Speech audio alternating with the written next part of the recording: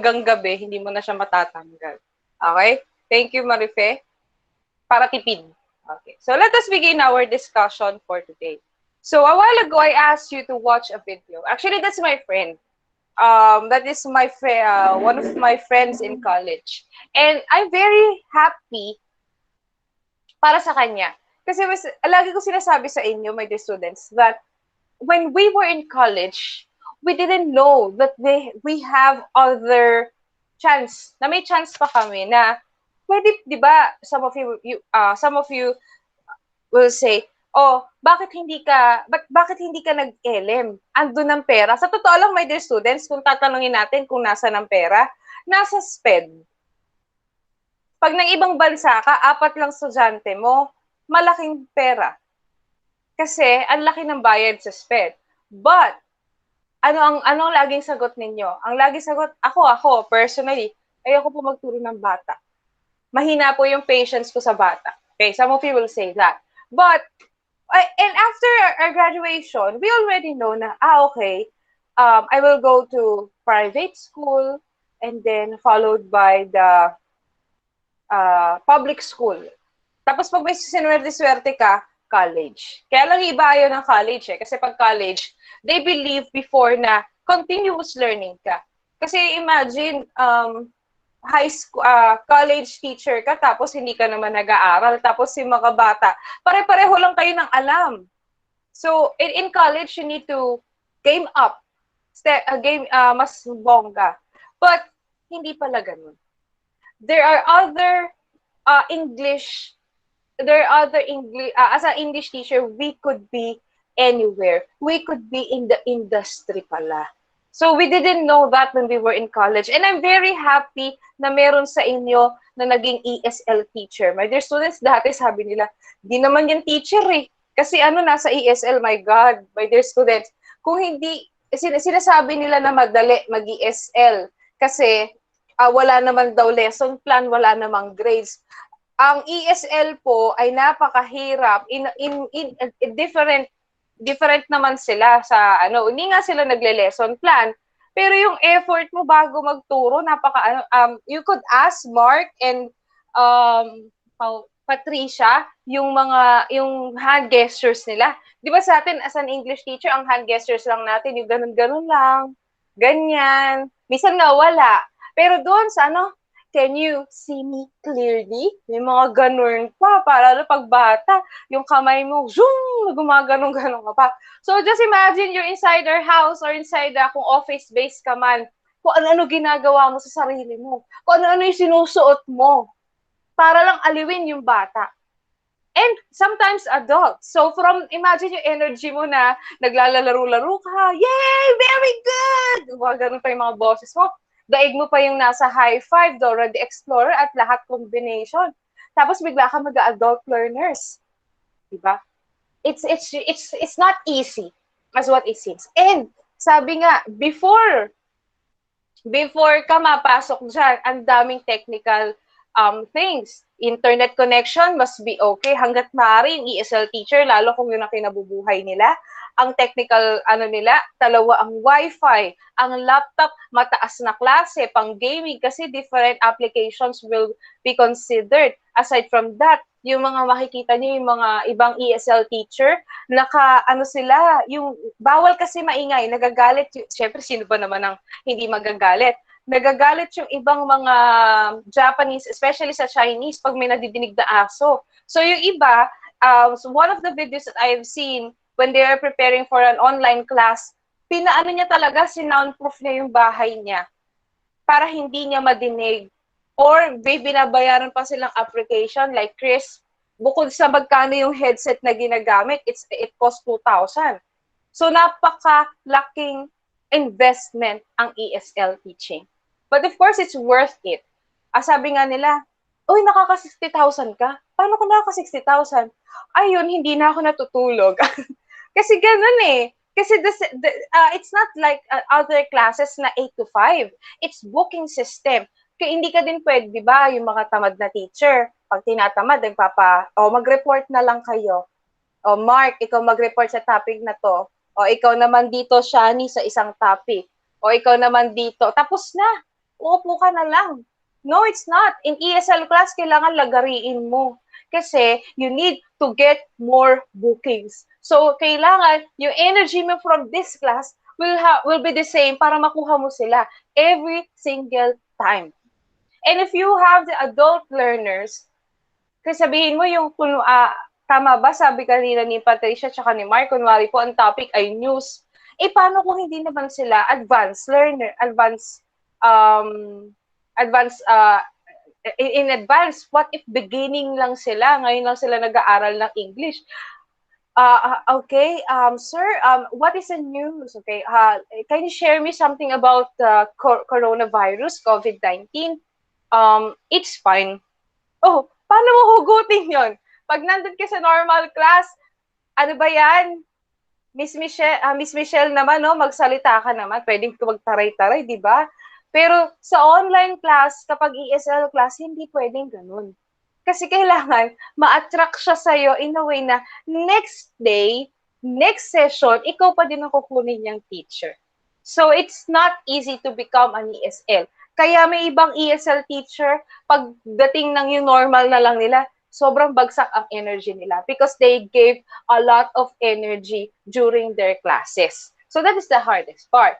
But the good thing about ESL, it's very big. A while ago, if you watch the video, it was stated that one of the things that she made, Miss Iralyn made, is a module for flight attendant. And apparently, yung partner nilang company, which is the MIFATS in Kalumpit, ngayon, nag-apply ako doon as an English instructor. And, for flight attendant. So, natanggap naman, kaya hindi pa ako nag-start. Kasi, ano siya, so imagine, usually, pag medyo mataas naman yung qualifications mo, imagine, 10,000 na sasahurin mo for 5 sessions. So, hindi kasi siya kagaya sa atin na basic pay, mga ganon. May mga iba-iba siya ng mga ano. So, malaki din. So, that's different. And, of course, you will know as we proceed kung gaano kaganda yung ESP. And don't be, my dear students, wag kayong, kasi honestly, when I was in college, kagaya na sinabi ko sa inyo no sa field study a while ago, hindi ko naman nauunawaan na ganun pala yung mangyayari na sa LET, na, well, nakapasan naman ako, thank God. Kahit naka-80 naman tayo, wala naman ako line of 7 sa LET. Pero, hindi ko in-expect na ganun yung technique exam.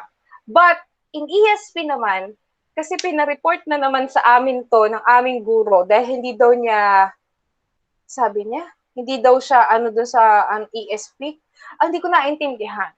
But when, iniiwasan ko yung ESP na yan lagi na lang.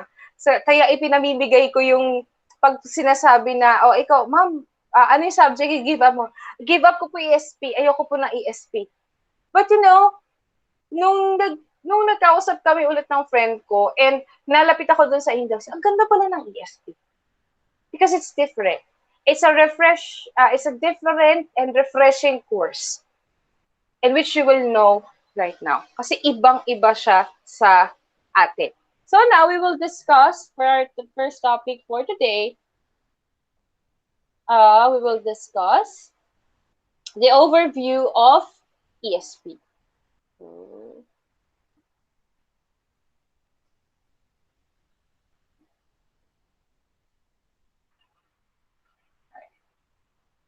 Okay, so saglit lang to, don't worry. So we shall begin with the first unit, the overview of the English for specific purpose.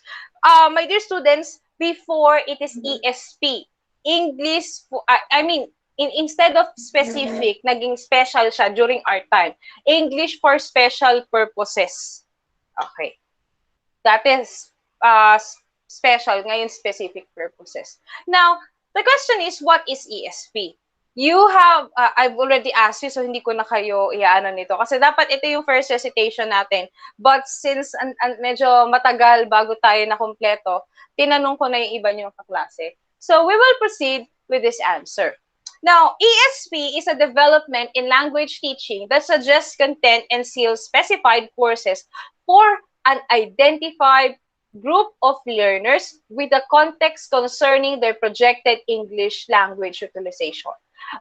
When I asked Miss Iralyn Galman to define ESP.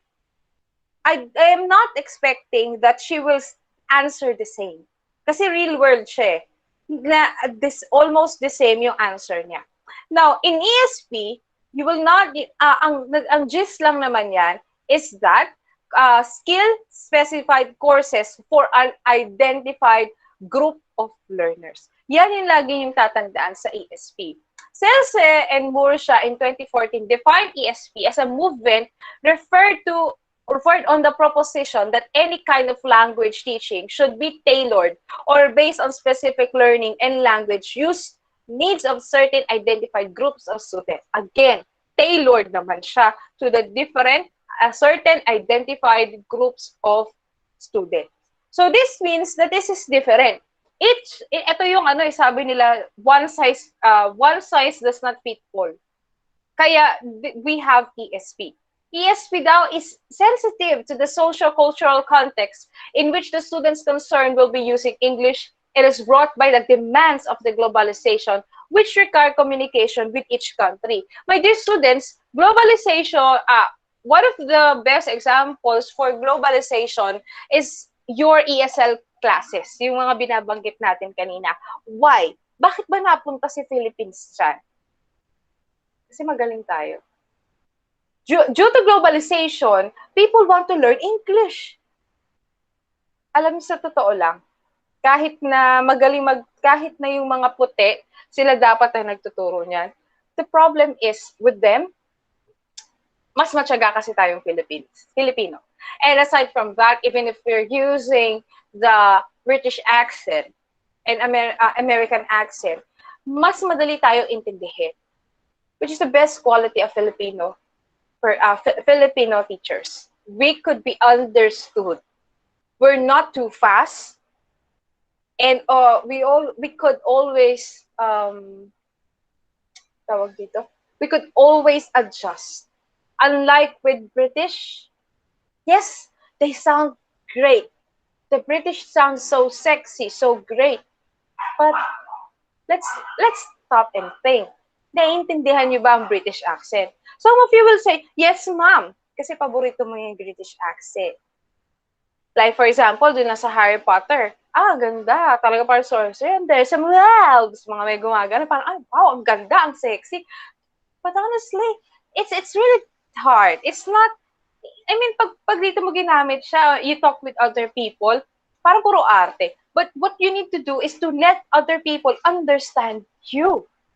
So, dun tayo, ako talaga, I'm not being biased because I attended a TESOL certification course, and that's what puti siya, sinabi niya na Filipino English is very good. Magaling na teachers ang mga Filipinos. So, kayo, my dear students, wag kayong malulungkot kung hindi kayo puti. Pagluta na lang kayo. Okay. Using the English language, the individuals who work for a living can improve the production rate, and other people who wish to do better in the field they are working on. So, for example, you will be your client. For example, napunta si Shane. Si Shane ay nasa isang language company. And then, sabi ni Shane, one of Shane's client is a Japanese. Ayan, Japanese tayo. But he cannot speak in English. So now, Miss Shane, so kunwari may translator, your client is a Japanese CEO, and he would like to do business with electronic business to America. So, anong ginagawa? Anong gagawin ni Shane? Magpe-prepare siya ng lesson for that specific CEO. You will check ano ba yung kailangan niya, ano ba yung kailangan niyang gawin, ano na ba yung status niya sa pag-i-English. So, i-check mo yan. And then you will make your own syllabus. Now, what's the difference between ESP from the general English? Hindi makikita sa DepEd yun. Hindi makikita ituturo na yun sa CHED. Kasi, di ba sa CHED and sa DepEd, sabi nila, it takes too long. Sobrang tagal. Ano yun? Kung gusto mong matuto ng English, mag-e-enroll ka pa sa grade 1, 2, 3, 4, 7, 8, 9, 10. We don't have time. We want to address the problems right now. So, yun si ESP. Pasok. So, ganun kasaya ang ESP. And what makes it different from the traditional and general way of English language teaching? Many things. Because in English, in ESP, it's more about communication, conversation, and the things that you will do in your, the things that is related to what your client wants. Kasi pag sa, for example, kunwari sa grade 7, nagturo ka ng English, ito na to, tuturo mo na lang. That is one of the reason nakalagay dun sa video ni Miss Ira Lingalman, sabi niya, para daw, actually lang sabi niya, ayaw daw niya ng nakakabobo daw. Sorry for the term ha, I don't know, but that's what she used a while ago. Sabi ko, sabihin mo sa mga makikinig sa'yo, sabi niya, di, wag naman. Kasi sabi niya, nakakulong ka lang sa textbook, ito na to. Ayan na yan. But, when it comes to ESP, ikaw yung ESP curriculum maker, isang company, isang language school, gagawa ko ng curriculum on your own. You will research, ano ba yung different jargons na kailangan nito? Ano ba yung kailangan ng kliyente ko? Within 1 week, within 1 month, kailangan target niya na kailangan nakapagsalita na siya. So, sa DepEd, hindi ganon. Sa CHED, hindi ganon. So, yun ang pinagkaiba ng traditional from ESP. If ESP has sometimes deviated from trends in general ELT, it has always retained its focus on practical outcomes. Kaya ang sabi ni Miss Ira sa video niya, it is about reality-based, realidad, about news. A while ago, Mark said it's about travel. Context yan, travel. As in, ang papabasa talaga sa bata ay talagang travel vlogs. Hindi yung ginawa lang for the sake of study, but it is a script, a skit from a journal talaga. Yun ang papabasa. Diyan mahina ang Pilipino. Yes, it's true. Mahina tayo dyan. Honestly, ahina ko dyan. Hindi ako nagbabasa ng dyaryo. And some of you hindi. But I love literature. Pero kulang ako doon. Pag pinabasa mo na ako ng article, ang sakit sa ulo. Ang sakit. Pero yun ang kailangan natin. Kaso, ang ginagawa sa atin sa DepEd, na ituturo natin sa mga bata, o magbabasa kayo ng story, kasi nagagamitin natin springboard, na pag pinagbasa mo na sila ng magazine, sobrang hirap na sila. So if some of you na try niyo magbasa sa mga, yung mga, yung mga binabasa namin before, SRI, yung mga ganon, sa private school, that's good. Kasi you have the idea of what is needed. Now, the targets of ESP has always been and remain with needs analysis. Ayan, lagi natatandaan, ang ESP may needs analysis, may text analysis, and equipping learners to communicate effectively and efficiently in the task prescribed their study or work situation. Ma'am, bakit may work situation? Sometimes, the one who handles kunwari sila yung magre-recruit sa'yo is the company itself. Like, for example, the company observed.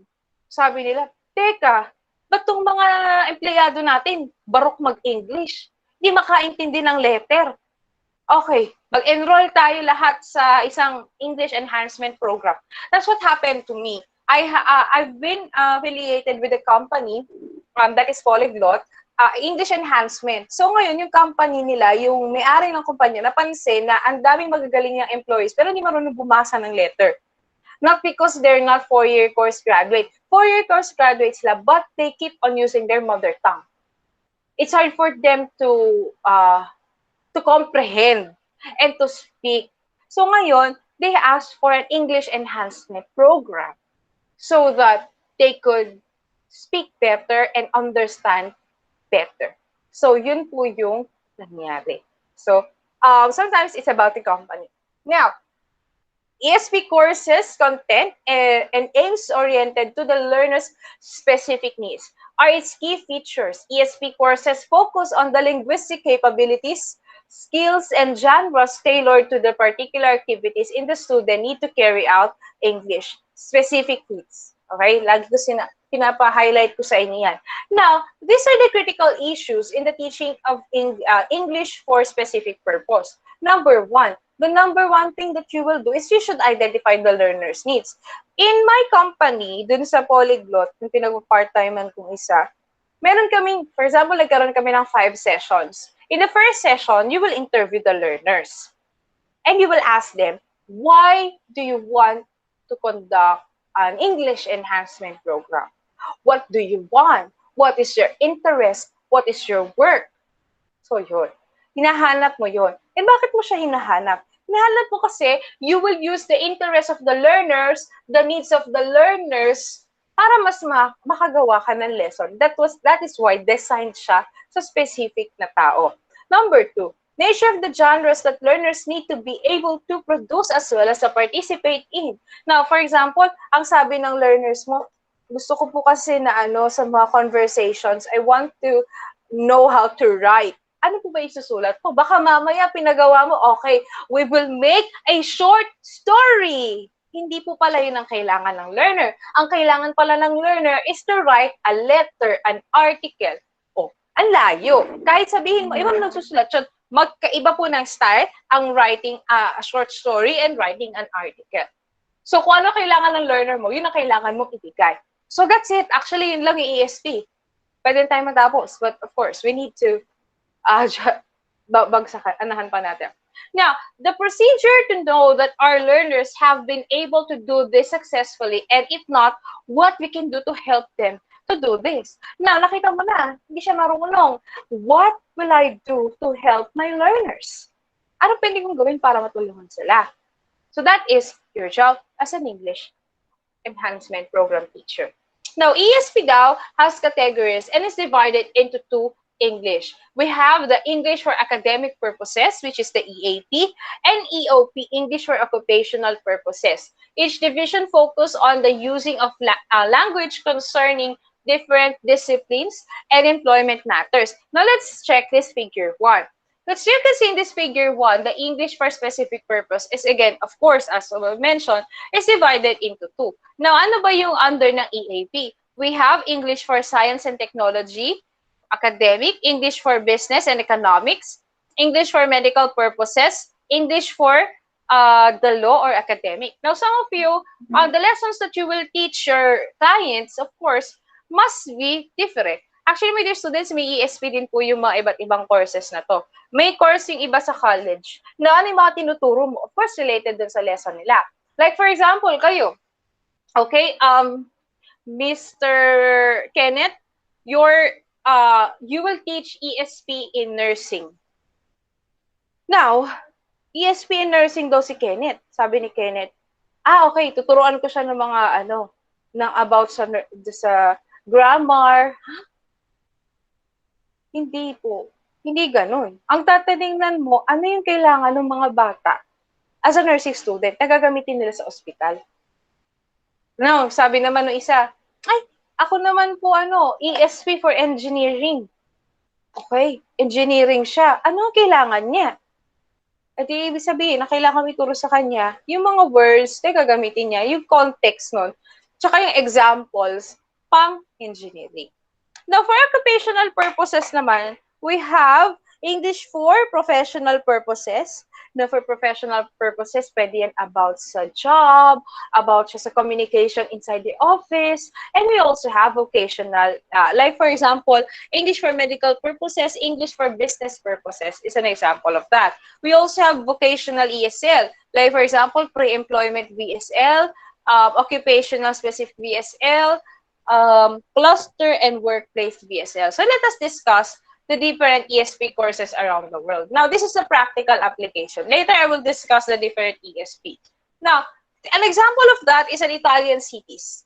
Meron daw silang project curricula intended for white-collar workers in the tourist industry. So, nag-aaral sila na English for tourism. Kasi they want to promote their industry.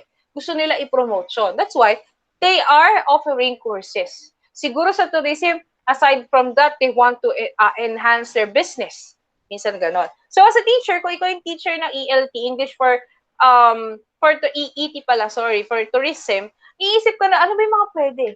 O, aralin nyo, syempre, ang mga lesson nyo dyan, hindi naman about sa debate. about yan sa kung paano, for example, sa Italy, so ang daming mga places dyan, mga historical sites. So how will they encourage the tourists to enjoy, or how do they describe? Paano nila ita-transfer yung knowledge nila about the historical sites, about the foods, about the place? Ganun yung ituturo mong English. Diba? So, ang saya. Hassan University allows many of its EAP courses to specific graduate majors such as agronomy in Morocco. So, meron din sila mga ganyan. And of course, this one is a good one. English to contribute to community or region's development is a central goal of GWIV 1990. Imagine, no, as the prisoner population grows in the United States, there are ESP courses in computer repair and other computer language and technology areas for the incarcerated. So, this is what they did. Diba sa atin sa Philippines, para yung mga walang hanap buhay, yung mga housewife na walang hanap buhay, yun kasi yung target sa barangay namin, or yung mga tambay, kaysa ganun. Meron silang mga project na yung tinuturuan sila paano gumawa ng kandila, sardinas, paggawa ng mushroom business, pagtatanim. May ganun kasi sa barangay namin. But in this one, ang ginawa nila, it's different. Tinuruan nila ng programming language yung mga tao, so that they could understand. So sa atin, pwede yan sa TESDA. Okay, so meron din sila. Now, lesson 2 na tayo, the central ESP components. What are the different claims of ESP? And according to Strivens 1988, it focused on the learner's need and wastes no time. Because you only have a little amount of time for ESP. Especially, kung imaginein mo na lang yan, may isang tao, gusto niya bumuo ng kumpanya, 1 year pa, bago niya matutunan, syempre ayaw nila yun. They want, kaya ang kailangan ng solution. This is not actually the Band-Aid. Talagang, ito yung problema, ito yung solution. Parang gano'n, centralized siya. Parang gano'n. Isipin niyo na lang ng ESP courses ay parang local anesthesia. Ito lang yung namamanhid. The rest hindi. Like, for example, bubunutan ka ng ngipin or mangiluhin ka. Bakit buong katawan mo ba yung general anesthesia? Hindi. But this is just this part lang. So that is ESP. It is localized kung ano yung pangangailangan. It's also relevant to the learner kasi gagawa ka nga ng lesson para sa kanya. And successful in the imparting learning, and of course, more cost-effective than general English. And of course, the reason is, it's specific. It's special. Now, absolute characteristics consist of language teaching, which is 1, designed to cater to the identified needs of the learner. 2, related to content. 2, particular disciplines, occupations, and activities. Like, for example, okay, kagaya dun sa FA, kinukwento sa akin nung teacher na papalitan ko. Ginagawa nila na conversational English is yung passenger magtatanong in English dun sa FA, sa aspiring FA student. So doon na nagfo-focus. Ano yung mga usual tanong ng isang pasahero sa isang FA? Iyon ang tatanong niya. Yun yung aaralin. Bakit? So that the FA could know how to answer. So related to content, sabi natin, center to the language appropriate to these activities in syntax, lexis, discourse, semantics, and analysis of this discourse, contrast to the general English. Now, it is specific nga kasi doon sa area or sa field. So, it is the lexis, and syntax, and discourse, and semantics. Kung how you say it, how you use the words, ano yung tamang gamitin, is part of it, na hindi naman siya masyadong tinuturo sa general English. Now, the variable characteristic of ESP may be, but it's not necessarily limited to language skills to be learned. Hindi siya about sa reading lang, but it's about, most of the time, the things that the learners need talaga. Not taught according to any ordained methodology. Hindi siya ganun. Okay? Now, we are in lesson 3. Don't worry, we only have 5 lessons. So, issues addressed in ESP program. Now, the question is, Why do ESP programs exist? There's only one answer. Because there is a demand. So, bakit nga ESP? Kasi kailangan ng tao. Nakita kasi ng tao na ang business nila dapat patataasin. Dapat ang ano natin sa business, magiging international tayo. Dapat palalakihin. Dapat may linkages. And sometimes, bakit may demand? Bakit? Kasi napansin mo na you keep on using your mother tongue, you forgot how to speak in English. Or during your college years, hindi ka nagsasalita ng English. Ngayon nakita mo lang, kailangan ko palang mag-English kasi yung kumpanya na papasukan ko mahigpit. So, nag-enroll sila sa English proficiency courses.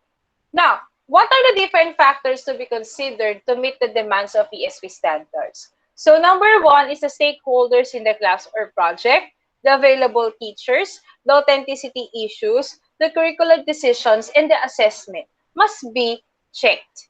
Okay, so let us first begin with the stakeholders in the class or project. Now, what are the sources of demand of ESP program? Saan ba nagkagaling yung mga kliyente nyo? And sino ba yung kliyente nyo? Who are the clients that request a program? Is it the employer? A more traditional educational institution? An agency? A government? Or the students themselves? Pwede kasi yun. What do the stakeholders feel? The essential element, the ESP, they desire. So they want, bakit kailangan nilang mag-ESP classes? Ano ba yung gusto nito? Ano ba gusto ng stakeholders? Bakit ba sila nag-enroll? Sino ba ang may dahilan ba't nag-enroll sila? Sometimes kasi, kagaya sinabi ko sa inyo, it's, yung kumpanya mismo, nakita na hindi sila maayos mag-English, in-enroll sila. So that could be one. Okay? Sometimes naman, this is better if the students feel, minsan di ba, nafe-feel natin, hindi ako masyado nakakapagsalita ng English. Parang kailangan ko mag-aral ulit. O kaya, mag-i-interview ka. Yung iba sabi nga dun sa video ni Miss Iralyn Galman, one of the things that she need, one of their clients are those who would like to be an OFW or mag-aasawa ng kano. O, yan, kasama yan sa mga, kasi gusto nilang matuto ng English. Yun, kasama yun.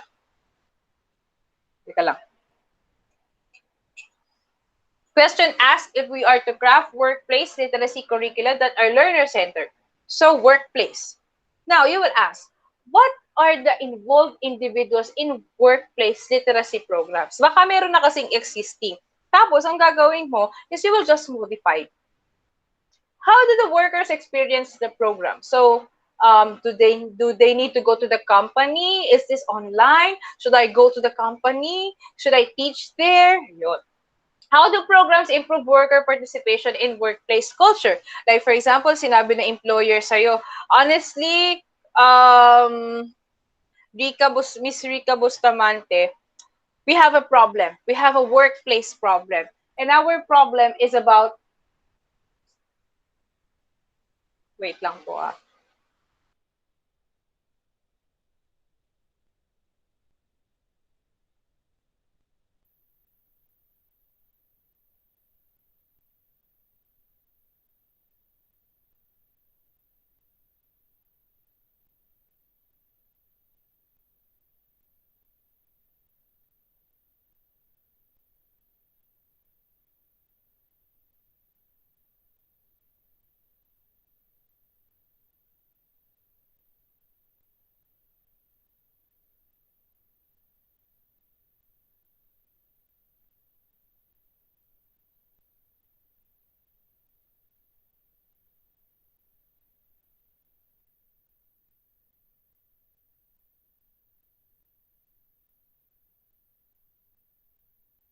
Taranong natin. Anyone, pero bang problema ang messenger sa inyo? Ngayon? Wala naman po, ma'am. Wala doon. Baka pili lang. Kasi okay yung internet natin. Pero po yung connection, ma'am, di ba nawawala-wala po? Oo. Sa messenger lang po yun may problem, pero sa ibang apps po okay po.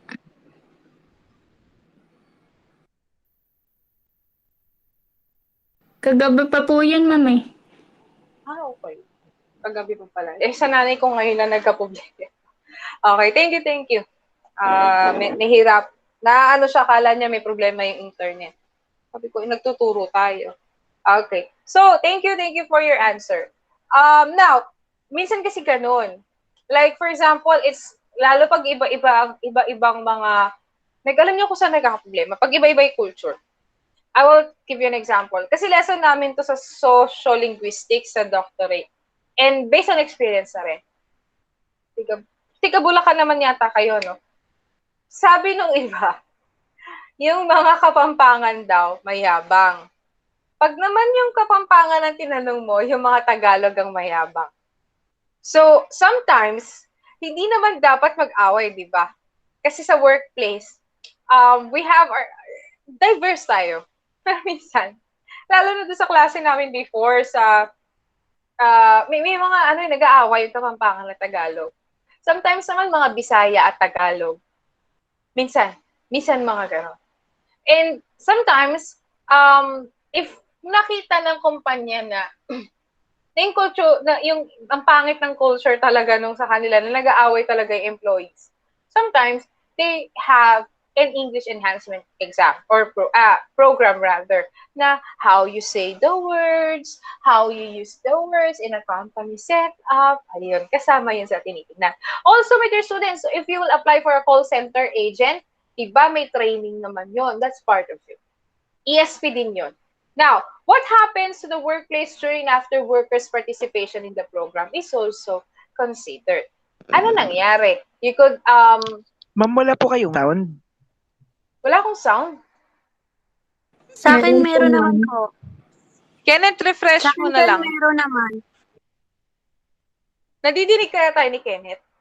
I mean, kung hindi niya ako nadidinig, ako lang kaya. Chat niyo si Kenneth. Hindi ko kasi maano eh. Ano ba? Refresh.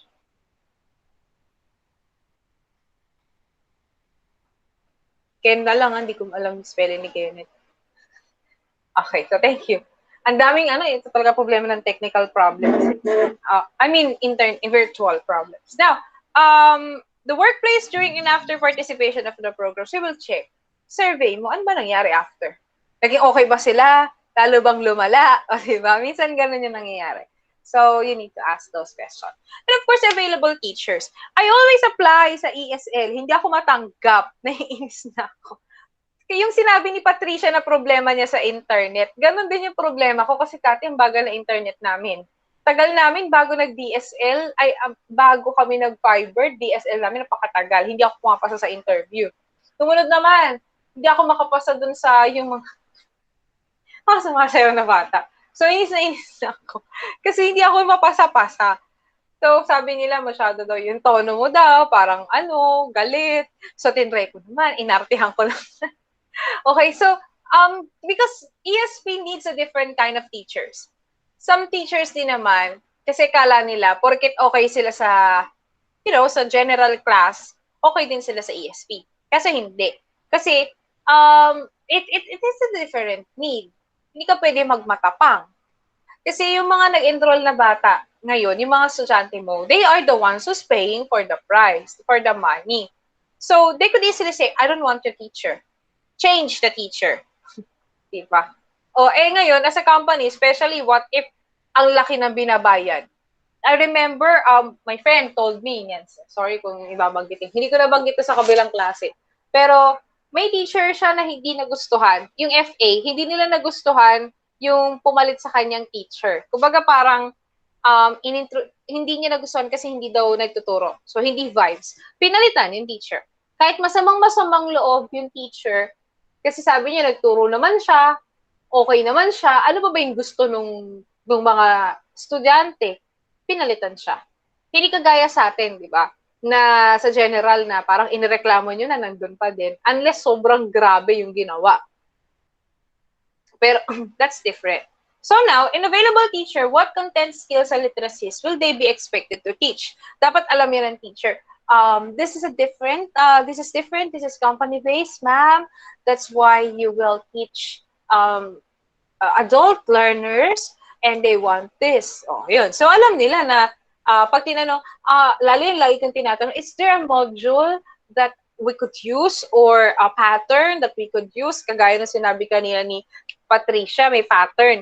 Sabi dun sa polyglot sa amin, none, ikaw ang gagawa. Okay. Or kung ganun, ako gagawa. Okay, so yun. How much teacher training have they completed? Especially if ipapasok mo sila sa isang malaking kumpanya, baka mamaya hindi pa siya trained kahit na magaling siya, iba yun sa ESP. Are they linguistically sophisticated? Can they discuss how English works and analyze specialized courses? So, kaya ba nila yun? Napag-aralan ba niya? And what types of curricula and approaches are the most comfortable with? Minsan kasi may mga tao talaga, hindi sila okay sa bata. Na ayaw nila mag-adjust. Sabi nila, huwag mo ko ibigay sa bata, ayoko sa bata talaga. Magaling ka pa doon sa may-ari ng school. Diba? Ayaw niya mag-adjust. Ayun, tanggal siya. Kasi ganun pag kumpanya, hindi kagaya sa teaching talaga. Now, next is authenticity issues. Content and activities are made to ensure that the students can only get what they are supposed to get. Provide courses offered as a whole or in part, on-site in the specific target location, at the workplace such as factory, shipyard, academic context such as an engineering and biology department. So, authenticity issues is very important. Kasi nga, inano natin. Like for example, dun sa may facts, kasi nga, hindi naman tayo pwedeng pumunta sa airplane, di ba? Hindi naman pwede. So, ang ginawa ng may-ari, dalawa kasi sa isang malaking classroom, hati siya sa dalawa. Now, yung isang part, nandun yung parang may naka-design na wallpaper na parang kang nandun sa loob ng aeroplano na may mga windows. Tapos, dun sa meron silang siguro may 5 na lazy boy na parang kang ang mga customers mo ay mga nandun ka siguro sa magandang flight. And meron para ng mga estudyante, ganito pala yung gagawin namin. This is what we will do. And the next one is, meron silang makeup table. Kasi nga, isa sa tinitingnan, kailangan sa flight attendant, kasama sa chine-check, yung pagbe-makeup. Grabe yung makeup nila, kailangan, kasi daw, sa flight attendant, especially sa Qatar, dapat daw, yung makeup mo, hindi siya nabubura talaga. Yung poise mo, hindi nabubura. So, nakikita naman natin especially yung Qatar Airways, alam natin, sobrang laki ng binabayaran nila doon natin because of the service itself. So, hindi dapat nawawala. Pati nga doon yung paglakad sa Qatar Airways, kailangan may straight line, imaginary straight line. So, kailangan para kang supermodel doon. So, you should know how to. That's why, as a teacher, if this is your first time, if you don't have any ideas, you need to research. Kailangan mo mag-research. Kailangan mo basa ng libro. Ang dami namang, for example, ako, babasa ako ng libro na about sa flight school, lahat. And experience to na nakakita. Iba kasi yung point of view na nakakita ka lang ng stewardess dun sa talagang stewardess ka. So, yun, you need to have lots of research. So, curricular decisions is influenced by the trends of education. ESP programs should allow learnings aligned to the flow of the changing world. Should always be context and student sensitive. ESP practitioners' calling is to design a curriculum that can meet the students' specific linguistic and pragmatic needs as they prepare and identify English major. Okay. Assessment, of course, sa pag-assess, tip ko na lang sa inyo, when you assess students, you need to have a diagnostic exam, formative exam, and a summative exam. Now, for diagnostic exam, kailangan mo makita kung anong level sila. Hindi pwedeng hindi Kasi paano mo malalaman kung paano mo sila i-measure? Like, for example, sinabi mo lang, hindi ka magaling magsulat. Hindi pwedeng ganon. You need to have a proof. And also a formative, like sinasabi, okay, so yan, nasasagot mo yung mga tanong, very good, kahit 5 questions lang, very good ka dyan, naiintindihan mo. And last one is the summative, if they really learned what they've learned.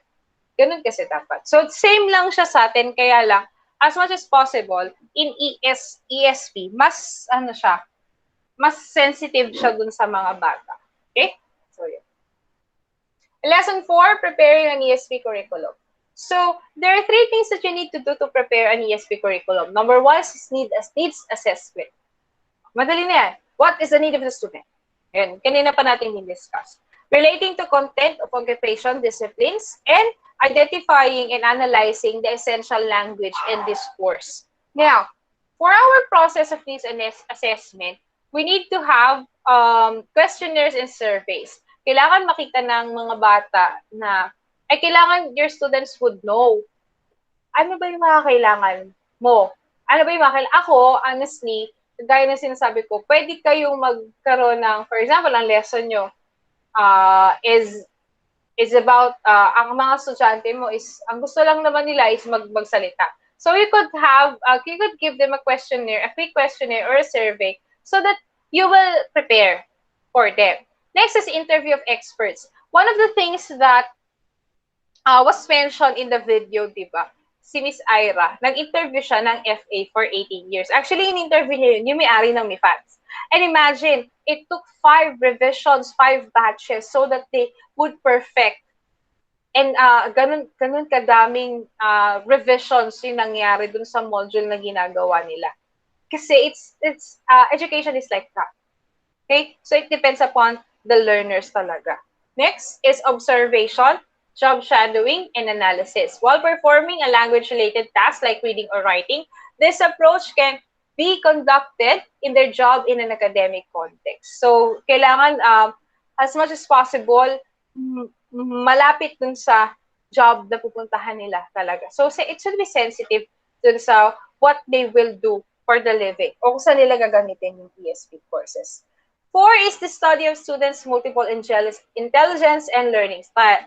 Now, actually, sa akin, when I was doing English enhancement program sa Polyglot, meron akong estudyante na ano siya na may edad na siya, tapos, ano siya parang, ang boring niya magsalita. Antok na antok ako sa klase namin. Pwede lang uminom ng kape. Uminom na ako ng kape, kaso hindi ko kaya. Sobrang nakakantok siya. Pero ngayon, naisip ko ano yung pwede namin gawin. So, tanong ko ng tanong sa kanya ng mga different activities. And I've noticed na mas na-enjoy siya and mas nakakapagsalita siya if the topic is about, yun nga lang, religion. Kaya lang medyo tricky. Sometimes, pag kunwari, he also likes reading. Ayan, he loves reading and he doesn't like writing. So, minsan, kailangan mo silang makita kung saan sila mas mag-grow. Next is modes of working. Working in teams is another aspect of job performance. Now, kung may chance ka na you will work in teams, this is much better. Kasi, it will help you to help the students to understand more. Yung kagandahan siya. And of course, the spoken and written reflection. Actually, ginagawa ko yun sa inyo. I asked for a reflection kasi it's very important. What did you learn today? Now, for this naman is an ESP. In reflection, stakeholders were allowed to look back on what they have accomplished in the ESP program. So, tinitingnan nila kung ano na yung nagawa nila. Dati, hindi siya makapagsalita. Before we end our session, I always ask them, what did you learn in our session sa ESP? Tapos lagi niya sinasabi, dati daw hindi siya nakapagsalita, hindi siya nakapagkwento dire-diretso in English, and now he could. So, yun. Okay? Next is relating to content of occupation. So, in 1994, Gilder Vatic asked teaching assistant from psychology to criminology. So, ito naman, this is just an example study. So, ang ginawa nila dito ay nakita nila sa study na the more na nakaka-relate yung mga tao and the more na interested sila dun sa ginagawa nila, mas mataas yung nagiging scores nila dun sa kanilang essay. Mas maganda. Next is identifying and analyzing the essential language and discourse. Language analysis has always been a critical issue in curriculum design. Sometime 1960, the focus shifted on grammatical and lexical features of the language. So bakit siya nagkaroon ng shift? Kasi dati, we are into the grammar. Grammar. Napakaano nating klaseng learner, essentialism and perennialism kasi tayo before. But now it's not. Now about lexical, about how you say it, how you understand it, the culture. So kasama yun sa mga tinitignan. And that's why ESP is sensitive siya. Sensitive si ESP sa needs ng learners mo. So, yun yun. So, you need to know, identify, and analyze the essential language and discourses. Now, that's why you need to research. Magre-research ka, so ano ba yung mga kakailanganin nila? Ano ba yung culture dun sa ganitong work? Okay, so that you could help your learners as well. So, the program models na tayo. So, we have pre-employment VSL, occupation-specific VSL, cluster VSL, workplace VSL, and ESP in the future. So, malapit tayo matapos. Pag pre-employment VSL, this is adopted in a version of General English focused on the stakeholders' job readiness. So, pag pre-employment, ang ginagawa mo as a VSL teacher, tutulungan mo sila on how they will land for a job. To some people, pwedeng magkakaroon kayo ng conversation how to handle calls, especially if they want to be in a company, how to handle calls, how to make requests, how to make a letter. So, yun yung pre-employment VESL. Now, when we say occupation-specific VSL, the content of this VSL is related to a specific job. The class may be pre or concurrent depending on the schedule of the student. So, for example, daw dito, 3-hour class, 3 days a week, in which students study vocabulary and other skills they will need for electronics. That's an example. Assembly class that also enrolls native speakers of English after VSL class, meron silang other classes pa. Like, for example, parang magiging elective. Yun. So, occupation specific. Like, for example, ESP in medical courses. ESP in, ano yun? Yung sa pilot. Nakalimutan ko yung tawag nun. Ayun. So, pwedeng ganun. Occupational days. Cluster naman is VSL provides support for learning among diverse learners who wish to learn the same language and function. Like, for example, may isang group of people, they enroll, they have the same goal, so isang cluster sila. Yun. So, group sila na nag-enroll sa'yo. Now, let's have the workplace VSL. Ito yung dinidiscuss ko sa inyo kanina. It is more specified kind of VSL where the concurrent and skill to develop readily focus on one job. This allows the learner to have a class environment, so may kinalaman siya sa job. This term applies to the skills and content of a specific workplace. Dito kailangan, if you want to have a harmonious relationship with your co-workers, or maybe it has something to do with how you handle stuffs in a workplace, dinidiscuss siya sa workplace BESL. ESP in the future, the expansion of the ESP program projects broader, advocate to serve a more economical system that will make the learning accessible. The involvement of the community will be more highlighted. So sabi dito, in ESP, the more tayo na magkakaroon ng mga specialized courses, is mas na-involve tayo. And aside from that, mas lumalaki yung networks natin. Mas natututo tayo kasi specific eh. Kasi during our college years, kagaya nyo, pag natapos nyo, ano ba yung nilesson natin? Communication arts. Bali purposive na siya ngayon eh.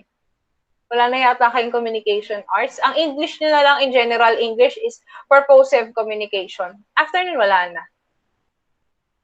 Is that enough? Some of you will say, yes ma'am. Ayoko na mag-aral eh. Hirap nun. But it is not specific dun sa pagiging job yun, not unless the teacher could do both. Eh kasi nakita ko yung lesson sa purposive communication. Ang nakalagay, hindi naman about dun sa job niyo, sa teacher eh. Isa lang yung ginagamit na module. Isa lang eh, kami ba gumawa nun? Hindi kami yung gumawa nun. Pero isa lang yung ginagamit na module about sa different theories. Ano pa, paano yun pag nag-apply ka na? Diba? So pag hindi siya contextualize. Hindi siya about sa teaching, hindi siya about sa mga jargons na ginagamit sa teaching, hindi siya about sa workplace and teaching. And what if your teacher in purposive communication, for example, kayo ay CPTE, CPE, BSCPE, engineering, computer engineering kayo. Tapos, purposive communication. Hindi siya, tapos hindi naman ganun yung course ng teacher. Paano niya may apply? So, yun. Nagkakaroon tayo ng ESP. So, dapat dyan ang nagtuturo ng ESP is different from different areas tayo. And sa inyo kasi, my dear students, ang tinuturong ESP sa inyo is the general ESP. And paano magturo ng ESP? Tama ka, maybe kayo ang gagawa ng mga modules, which is very exciting. Okay?